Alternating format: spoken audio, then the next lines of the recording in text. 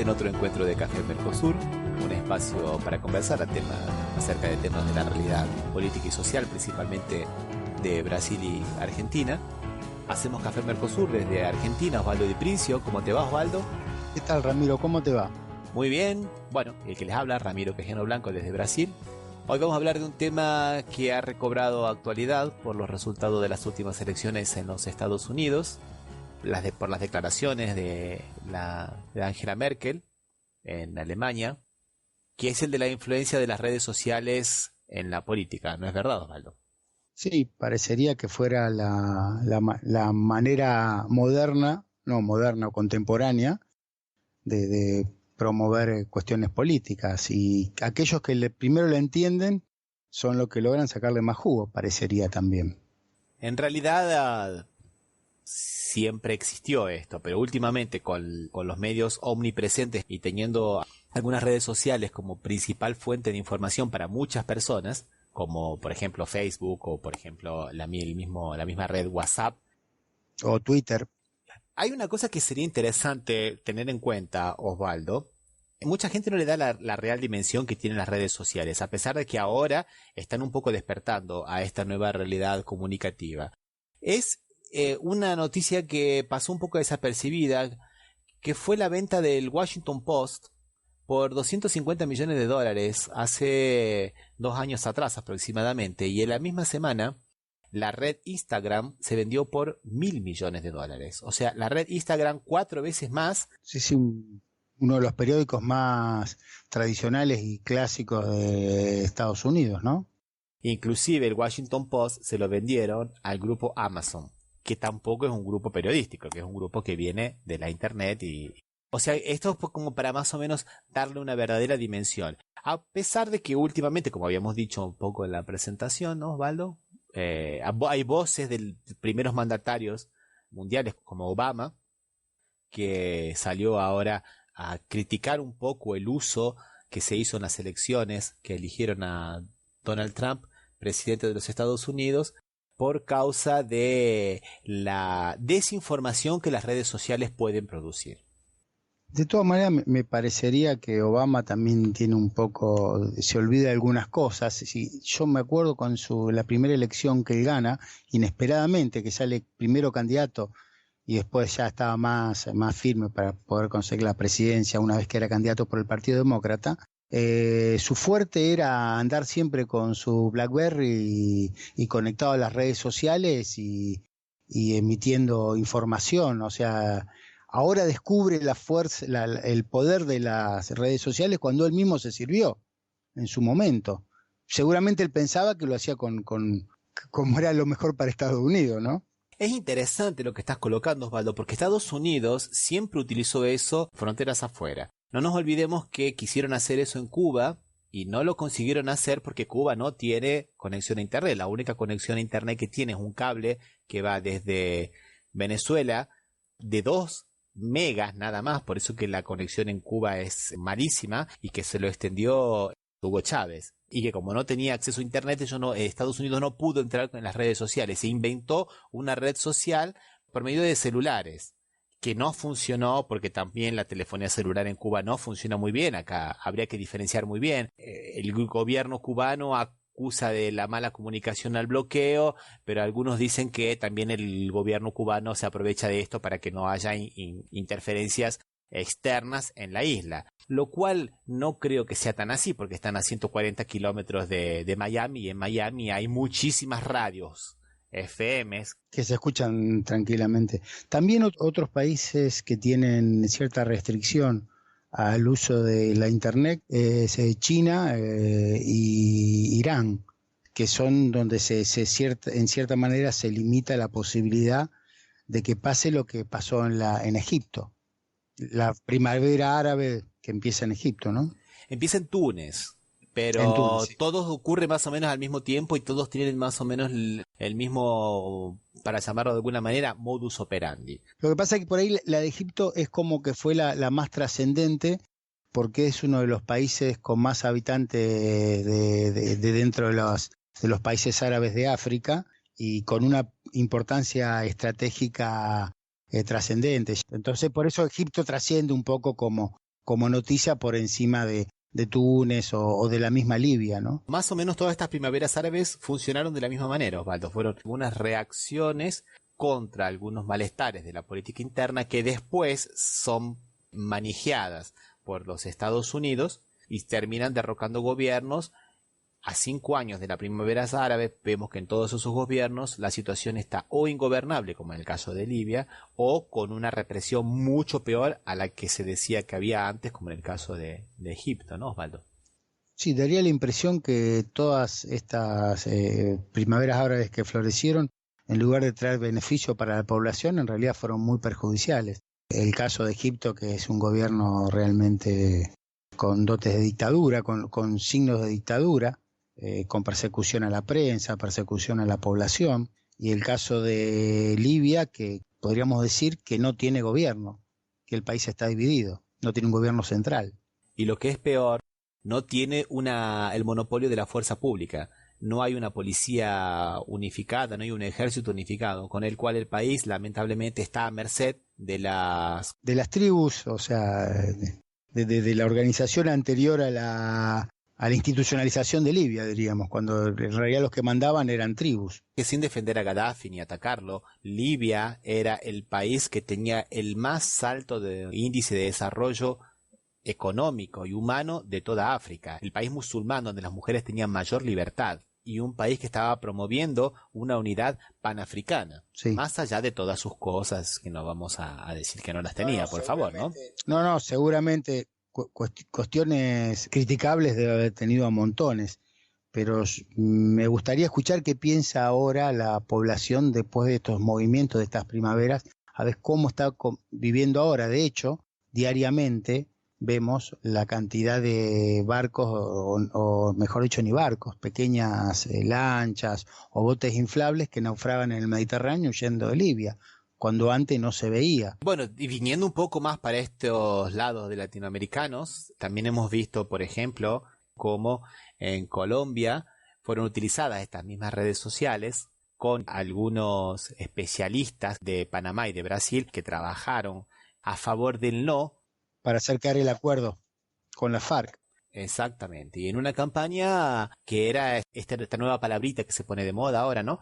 Era el concepto de la posverdad o de lo posverdadero, ¿no? O sea, no decir lo que ocurre, no se habla aquí del tratado y sí se inventan algunas consecuencias de fácil entendimiento que en principio podrían entenderse como posibles. Una verdad posible es mucho mejor que una verdad de difícil entendimiento. Entonces se hizo un trabajo en las redes sociales segmentado a la parte caribeña de Colombia. El mensaje era que se iban a convertir en Venezuela. Yo lo he escuchado también cosas parecidas acá. ¿Serán los mismos asesores? Posiblemente sean los mismos asesores, o sea, o trabajen porque son grupos. O trabajen, sí, las mismas personas con la misma metodología y con la misma receta. A las clases medias y medias altas de las ciudades se criticaba, por ejemplo, que el acuerdo iba a darle representatividad a la FARC sin que haya elecciones. Y a la gente pobre, pero se las amenazaba con los privilegios económicos que perderían si se ratificase el acuerdo.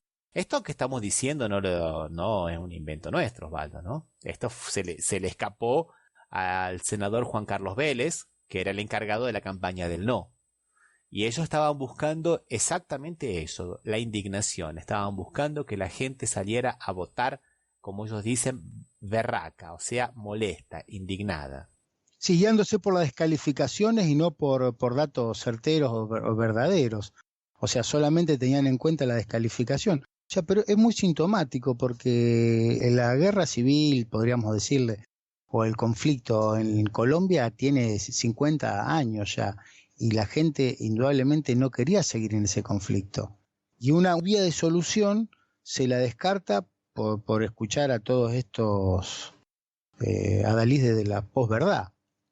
Y es que han conseguido movilizar a una pequeña parte de la población para que vaya a votar por el no, mientras que la parte que iba a votar por el sí medio que se durmieron los laureles y no fue. En realidad parece que todas las encuestas antes de la campaña daban vencedor al sí, la menos optimista por el 62%, contra el 38% más o menos. Lo que pasa es que el voto no era voluntario, así que fue muy poca gente a votar, y de esa gente que fue a votar, la mayoría de los que votarían por el sí no fue. Y los que fueron por el no, con toda esta indignación, entre comillas, fueron y pusieron masivamente el voto por el no. Y con eso consiguieron una mínima diferencia que frustró el primer intento. Que se está replicando lo que pasó con el Brexit en Inglaterra y lo que pasó con Trump en Estados Unidos, donde uno miraba las encuestas a pocas horas de las elecciones y daban que en el caso del Brexit ganaba el sí, en el caso de Trump ganaba Clinton, o sea, y se ve que parecería que forma parte de la propia estrategia, ¿no? De asegurar que gana el sí para que después la gente no vaya a votar y voten los demás, porque son lugares donde no era obligatorio, tanto en Estados Unidos, tanto en Inglaterra como en Colombia, no eran las elecciones, no eran obligatorias. Sí, es verdad. Y tiene un poco que ver con esta cuestión de que el odio moviliza mucho más que el amor. No nos une el amor sino el espanto, decía Borges. Decía Borges. Yo me he tomado la libertad, Osvaldo, de hacer unos pequeños audios de manifestaciones de odio en Argentina y en Brasil. Vamos a escuchar entonces ahora estos pequeños audios de insultos a Dilma Rousseff y a Cristina Kirchner y después continuamos. ¿Qué te parece, Osvaldo? Hace uso de tu libertad nomás y ponelos al aire. Darbón, usted es un cerdo, un verdadero hijo de puta, un gusano. Viuda de Kirchner, usted es solo una pobre vieja enferma y arañando desesperadamente un lugar en la historia que ojalá la juzgue como la mierda que fue. Esto se llama periodismo para todos. Todos Monteneros pone bomba. Saludo a Bergoglio, la reputísima madre que te parió, traidor. ¡Esos a los chorros! ¡No, eso ladrón! ¡Los cacas! ¡Los cacas! ¡Son una basura! Yegua, guanaca, mentirosa, miope, cerrada, negligente. Dilma, Lula, vocês não têm mais o que fazer, não, porra?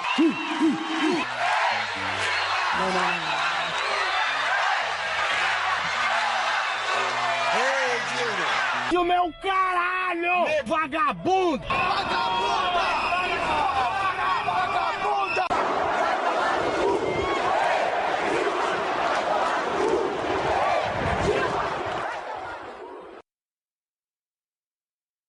Bueno, aquí pudimos ver, Osvaldo, en español y en portugués, ¿no? Cómo se insulta a la figura presidencial para incitar al odio, ¿no? En el caso de Argentina, con las palabras de uno de los periodistas insignes del grupo mediático Clarín, el principal grupo, ¿no? La Nata, ¿no es verdad, Osvaldo?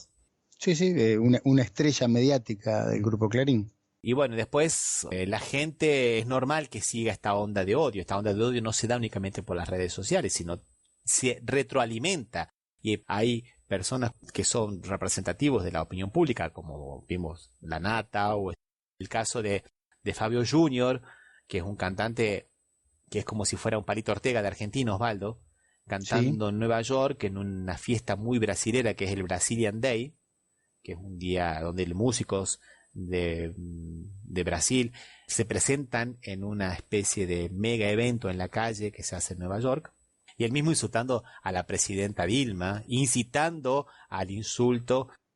Y eso se está difundiendo, o sea, forma parte de una bandera, diríamos, de un sector. Forma parte de una bandera de un sector, y fueron los mismos gritos que también se escucharon, que pudimos escuchar cuando Dilma hizo el discurso inaugural en el estadio del Corinthians en la Copa del Mundo. Dilma a tomar en aquel lugar. Sí, a veces este mismo odio que están difundiendo los medios es el mismo que trasciende después a las redes sociales, porque parecería como una metodología, como habíamos hablado antes, en que se van retuiteando este tipo, se van repitiendo en las redes sociales todo este tipo de insultos, de malas palabras, de agresiones, y la gente como que va creando una cuestión de odio en algunos aspectos que después no se sabe dónde puede terminar, o sea, es como jugar con fuego, ¿no? Es como jugar con fuego, y no es privativo del ámbito de la política, Osvaldo, se transfiere a todos los otros ámbitos. Te propongo que escuchemos una canción que grabó esta cantante, esta actriz performática española, Antonia San Juan, que justamente se llama Hater Hater, o sea, odiadores odiadores, reflejando un poco a toda esta gente que atrás de las redes sociales únicamente se dedica a insultar a los otros y a a tratar de hundir la personalidad de ellos. ¿Qué te parece, Osvaldo? Adelante con la música.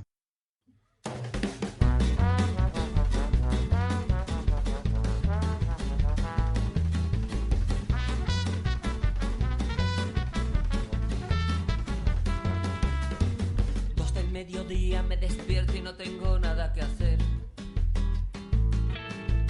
Vuelco mis miserias y mi frustración entrando en internet. En la vida real nadie me quiere, pero aquí estoy en mi salsa. Y soy muy valiente escondiéndome tras una cuenta falsa. Estoy todo el día al acecho como un depredador, a que alguien diga algo para entrar en acción. Me encanta intentar hundir a los demás para pasar el rato. Es más fácil insultar y criticar desde el anonimato. Soy una hater, hater, hater, hater. No me miro al espejo y es por eso que me meto con la gente hater, hater, hater. Y proyecto mis defectos en el resto porque soy una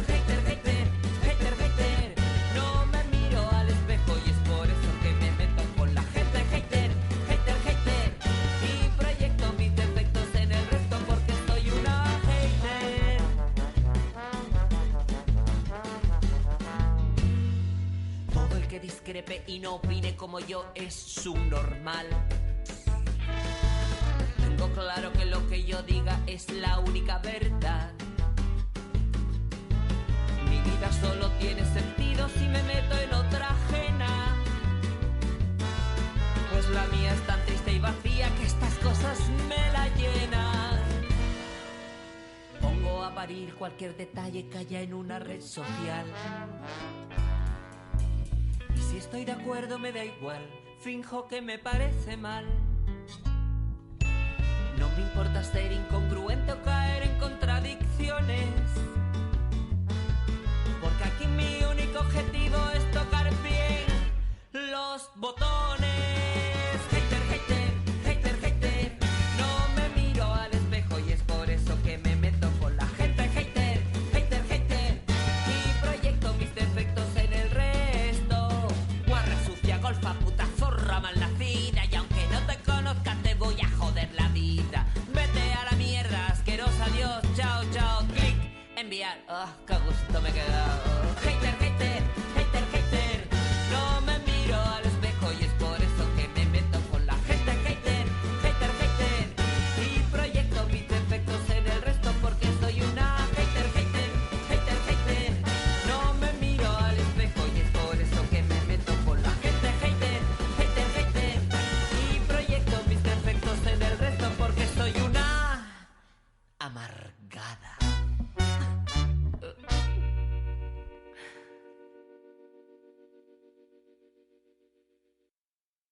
Bueno, después de escuchar esta canción, Osvaldo, vamos a hablar un poco de las realidades de Argentina y de Brasil. Una de las cosas que te puedo comentar así primeramente, todavía no salió, pero estamos haciendo un trabajo junto con otra profesora de la Universidad de San Pablo acerca de los discursos de los caceroleros en Argentina y de los manifestantes en la Paulistas aquí en Brasil.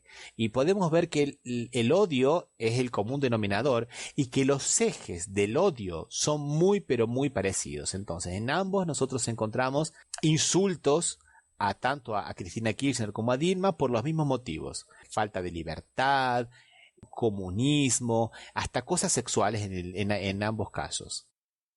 Qué interesante que plantees, o sea, cómo se siguen replicando situaciones en los dos países, situaciones que aparentemente, o siempre fueron países que parecían que no tenían semejanza y sin embargo, cómo se replica hasta en el caso de manifestaciones de odio.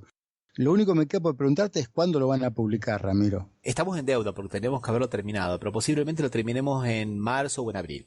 Bueno, cuando lo publique vamos a tener que hacerlo conocer a través del programa, porque realmente un estudio así, que pueda identificar no semejanzas en el discurso, sino semejanza, sí, es una manera del discurso, ¿no? Estos insultos cargados de odio.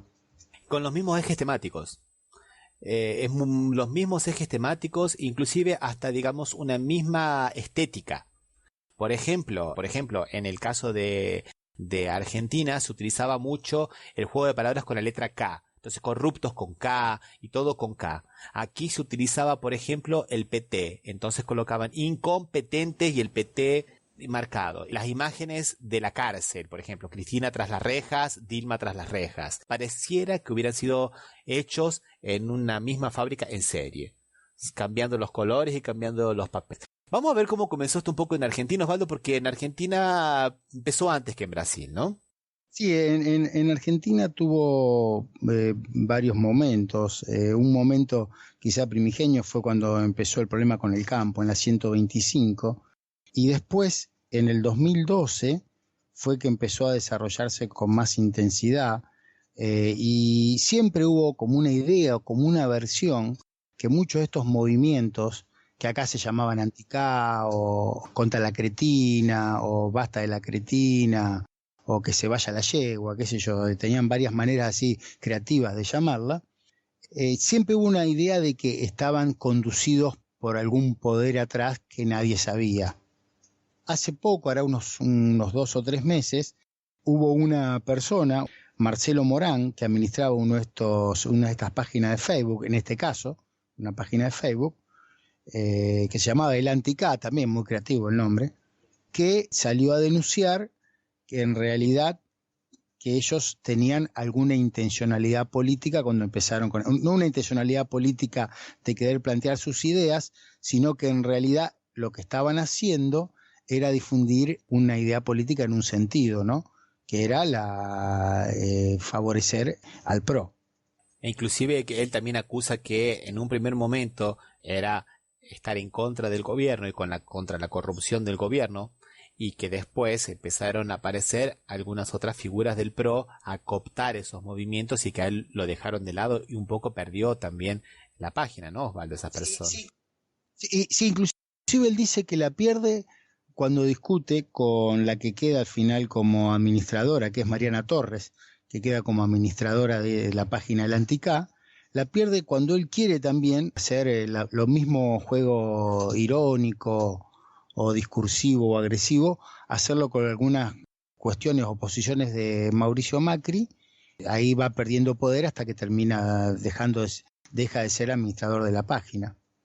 Lo mismo ocurrió aquí en Brasil, Osvaldo. Comienza en 2013 específicamente un movimiento de jóvenes pidiendo transporte libre en la ciudad de San Pablo, y el día 13 de junio la policía los reprime muchísimo. Esa represión generó una indignación muy grande, entonces la gente salió a la calle y ya no era más a favor del transporte gratuito en la ciudad de San Pablo, sí, y sí a favor de lo que estaba mal. Entonces empezaron a hablar de que los hospitales no funcionaban, todas cosas que eran verdaderas, ¿no? De que el transporte público no funcionaba, que el Estado gastaba mal. Y después aparecieron grupos, por ejemplo, que se fueron organizando y que fueron cooptados por otros grupos relacionados principalmente con el partido que después perdería las elecciones más adelante, de Aécio Neves, el PSDB, y el socio, que es el Partido Demócratas, ¿no? Y acá también tuvimos otra figura también que un poco se queda con estas páginas, que es la señora Carla Zambelli, que me parece que en Argentina pasó lo mismo. Sí, acá inclusive, no sé si será el mismo fenómeno en Brasil, vos me lo podrás decir o se lo podrás contar a la audiencia. Mucho de la financiación sale del propio gobierno, que es el que primero entendió la influencia de las redes sociales en esa conducta que habíamos hablado antes, conducta post-verdadera, ¿no? Cómo influyen los medios, las redes sociales, por lo cual le lleva ingentes sumas de dinero mantener un sistema de un equipo de redes sociales, lo llama jefatura de gabinete a cargo de Marcos Peña. Acá no hubo dinero del gobierno, porque el gobierno del Partido de los Trabajadores, y las ciudades de San Pablo también era del Partido de los Trabajadores, pero sí hubo dinero de la Socialdemocracia Brasilera, y después de la poderosísima Federación de las Industrias de San Pablo, la famosa FIES. También de algunos otros organismos internacionales relacionados con los fondos buitres, como por ejemplo Student for Liberty de Estados Unidos, que financió con 300.000 reales al MBL, que es el Movimiento Brasil Libre, que es uno de los principales grupos que hay aquí en Brasil, que llaman a las movilizaciones, y por su vez van apareciendo algunas otras páginas supuestamente periodísticas de mentiras para que puedan generar nuevas informaciones que estos grupos van difundiendo en sus redes sociales. Una de ellas, por ejemplo, está hecha en Atlanta, en los Estados Unidos. No, acá mucho de la motorización de todo este tipo de políticas está saliendo del propio gobierno, que inclusive le ha ganado algún que otro disgusto con respecto a los medios más importantes. La única crítica que suelen hacer periódicamente La Nación y Clarín o Perfil es cuando hablan de la pauta oficial que se dedica a redes sociales, que comparada con la que se dedica a otros rubros es por demás de importante.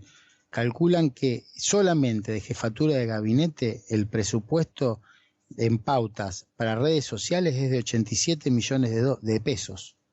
Solamente para poder difundir esas cuestiones. De los 163 que tiene dedicado a redes sociales, dedica más del 50% solamente a publicidad en redes sociales, teniendo en cuenta que, por ejemplo, si bien no son muchas personas, paga 24 millones de pesos en sueldo anualmente presupuestado. 87 es una cifra que importa y que le ha ganado más de una crítica de Clarín. Habías nombrado que en Argentina había un arrepentido, ¿no? Que aparecía ahora. Aquí también en Brasil tuvimos a una arrepentida que salió ahora nuevamente, una chica, Dani Schueri, que también ha mostrado los entretelones de todos estos movimientos y de sesgo que tienen a favor de determinados gobiernos. Ahora han cumplido el principal objetivo, que era en Argentina que el Frente para la Victoria no se mantuviera en el poder, y en Brasil derrocar a Dilma Rousseff. Pero el odio continúa siendo el mismo. Ahora la campaña es de construir la imagen de los gobiernos anteriores, o sea, tanto de Dilma como del Partido de los Trabajadores como del Partido de Frente para la Victoria, y todo el odio va encaminado hacia eso. Sí, evitar que se repita un nuevo periodo de este tipo de pensamiento. O sea, tildándolos así alegremente, sin ningún fundamento científico, dice son gobiernos populistas, que no tiene más sentido que la repetición reiterada de esto, no tiene ningún fundamento. Y supongo que en Brasil debe ser igual, lo están tildando de populista el gobierno del PT. Sí, exactamente, las críticas son las mismas, pero yo de cualquier manera, Osvaldo, a mí me parece que en Argentina las redes sociales que están del otro lado, del lado más popular, vamos a decir. Por ejemplo, las redes que están del lado popular tienen una cosa en claro, que es que el odio no construye, y al odio le contraponen el amor y la alegría, ¿no es verdad, Osvaldo? Sí, la idea es esa. Lo que pasa que a veces esta gente de estos troll center que le decían o estos grupos preparados que tienen, interfieren agrediendo constantemente, entonces eso hace que a veces sea un poco dificultoso, porque siempre aparecen, si uno a veces cuando lee una noticia en algunos medios de comunicación de la Argentina, por ejemplo, lo que hablamos de Milagro Sala, y ahora mira los comentarios que suelen hacer todos estos troll comprados, estos cibertroll, todos estos mercenarios de las redes sociales, los comentarios que realizan son realmente ofensivos y agresivos, y es difícil no sentir enojo, por lo menos. Lo menos que le dicen es india, ladrona, qué sé yo, cualquier cosa negra, villera, cualquier cosa viene bien. Y realmente y evidentemente, como es lo que decíamos antes, se reiteran los mismos insultos. Entonces, Osvaldo, como para ir terminando, se me ocurre que el mensaje que podría quedar es tratar de crear redes alternativas, colaborar con redes alternativas, que las hay, tanto en Brasil como en Argentina, y ver que la única forma de tratar de hacer frente a toda esta red de falsedad y maldad es justamente con lo contrario, con un poco más verdades. Y no caer en el insulto ni en el odio. Y dejamos por aquí entonces, Osvaldo. Hasta el próximo programa, Ramiro. Hasta el próximo programa. Un abrazo, Osvaldo. Un abrazo.